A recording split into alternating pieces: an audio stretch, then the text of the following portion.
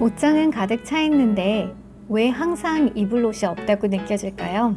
분명 태그도 안 뗀 옷들이 옷장 안에 많은데 결국 입는 옷만 있고 또 있고. 저만 그런 거 아니죠?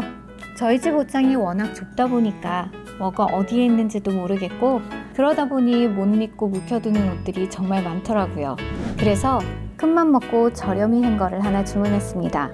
이제는 사놓고 입어주지 못한 옷들을 좀 꺼내서 제대로 입어보자 했는데요. 근데 행거를 너무 큰 걸 샀나 봐요. 채워야 할 공간이 아직 한참 남아있네요. 이건 또 채우라는 신호인가요? 사실 요즘 너무 바빠서 마트 갈 시간도 없고 별다른 무력도 없었거든요. 근데 갑자기 지름신을 깨운 계기가 하나 생겼습니다. 얼마 전 지인 아들 옷을 사러 자라 키즈에 갔다가 꽤 괜찮은 점퍼를 하나 발견했어요. 그러다 예전에 봤던 영상이 떠오르더라고요. 자라 키즈에서 꼭 사야 하는 여자 어른 자켓.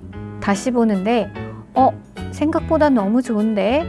바지 수선도 안 해도 되고 키 작은 저한테 사이즈도 딱 맞고 디자인도 예쁜 옷들이 키즈 섹션에 너무 많은 거예요.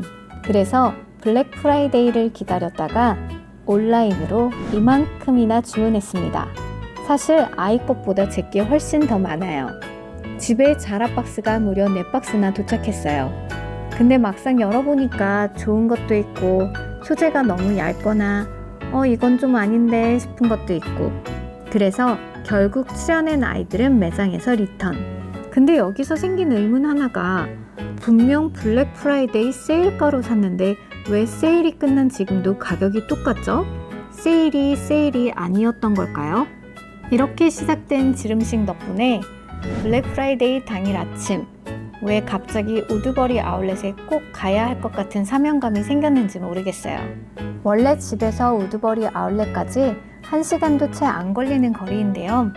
1시간 반을 달려 거의 다 왔다 했는데 내비가 갑자기 경로를 바꾸더니 다른 동네를 한 바퀴 돌아서 1시간 뒤에 도착한다네요.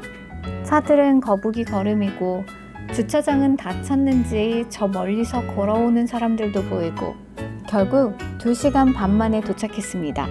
원래 아침 10시에 여는 곳인데 블랙 프라이데이에는 새벽 6시에 문을 연다고 하더라고요.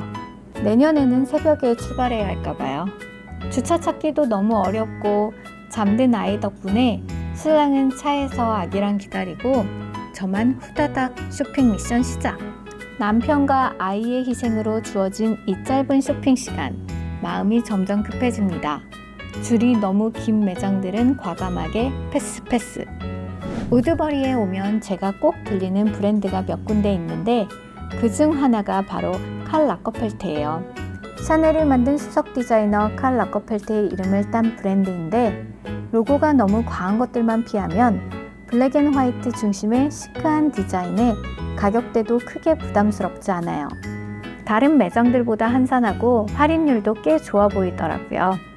이것도 짓고 저것도 짓고 스니커도 담고 평소에 잘 하지도 않는 머플러까지 담고 정신 차려보니 양손 가득 쇼핑백. 플렉스한 기분이긴 한데 시간에 쫓기다 보니 가격이 정말 좋은 건지도 모르고 담아왔네요. 다음으로 향한 곳은 제 또 다른 최애 브랜드 마주랑 산드로. 둘 다 프랑스 브랜드라 여성스럽고 세련된 디자인에 미국 브랜드들보다 사이즈도 꽤 괜찮은 편이에요. 근데 여긴 왜인지 다른 곳보다 한산하네요. 세일폭도 크지 않고 마음에 드는 건 사이즈가 거의 없어서 패스. 그래도 남편과 아이의 희생 덕분에 간만에 뭔가 충만한 느낌의 행복한 하루였습니다. 그리고 빠질 수 없는 아마존 쇼핑.